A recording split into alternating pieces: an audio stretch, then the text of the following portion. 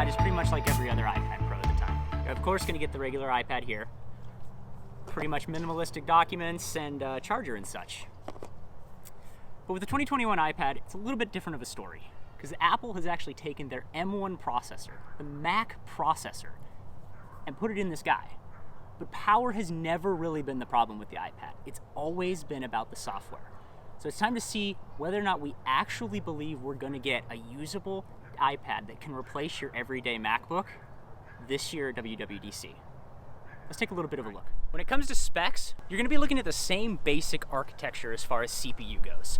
Both the 12.9 inch and the 11 inch are going to come with Apple's M1 processor. That's 8 cores CPU, 8 core GPU, basically stolen straight out of the MacBook and put into the iPad here. The biggest difference really is going to come with the screens themselves. So with the 11 inch like I've got here, you're going to be getting a 2388 by 1668 resolution LCD screen. Now, I love it. I love the portability. I love the size. That's why I went with the 11 inch. But the headline feature of this year's iPad Pro is actually the 12.9 inch. With that guy, you're going to be getting the Super XDR display. So we're talking full array local dimming, mini LED for the first time in an iPad.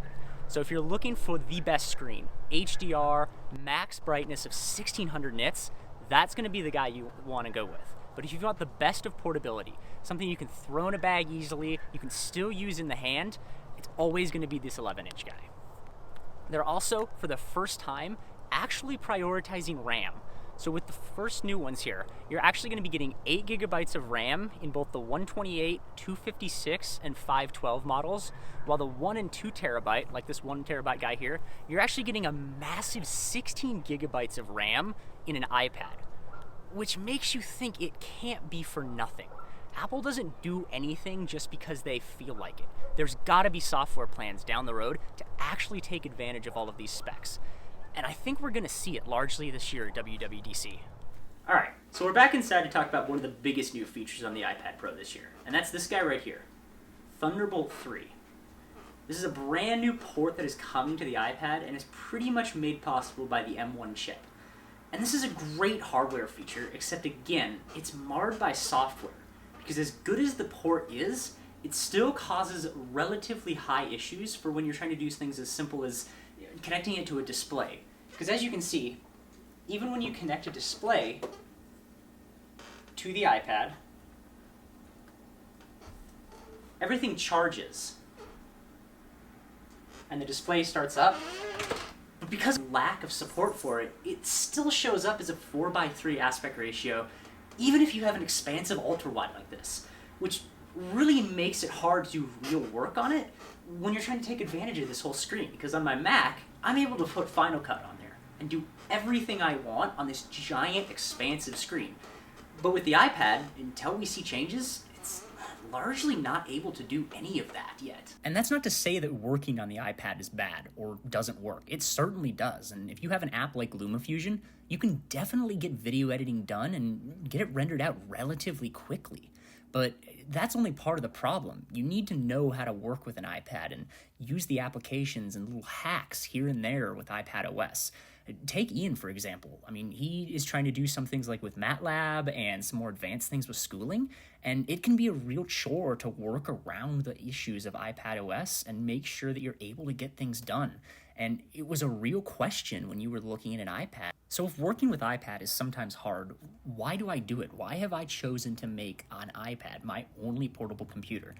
And it's because if you can manage to switch everything over, it's a fantastic device. It is incredibly light. It's incredibly powerful. It just sometimes feels like it's a little bit harder to match what you're trying to do with what the iPad is able to do. But let's say WWDC comes this year again, and we don't see that huge iPad OS 15 update that we're all looking for. We're largely left with a couple updates here and there, maybe a refresh here, but nothing really changes in the way of pro apps or running any kind of Mac apps on it.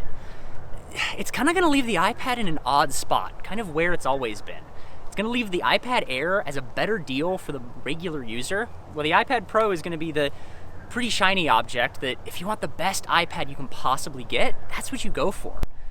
And it's sort of the place that the iPad's always been, which is odd for Apple, the company that prides itself on always matching the hardware with the software, because it's largely going to leave the overpowered powerhouse of an iPad with the same lacking software that it's always had. And in that case, it's probably not the best deal to go with, and I would 100% recommend the Air.